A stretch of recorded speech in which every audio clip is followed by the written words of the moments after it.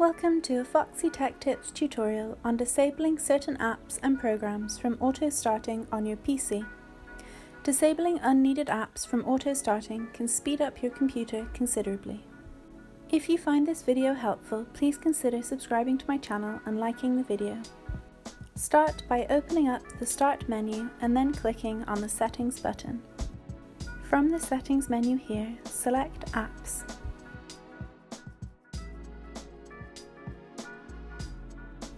Now we are in the Apps and Features options. Select Startup from the left sidebar.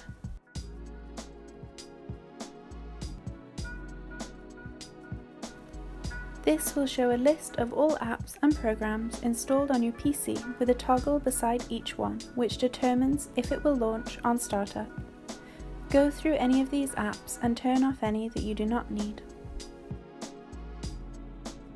And that draws an end to this tutorial. Please like the video if you found it helpful and subscribe to Foxy Tech Tips for more Windows tips and tricks.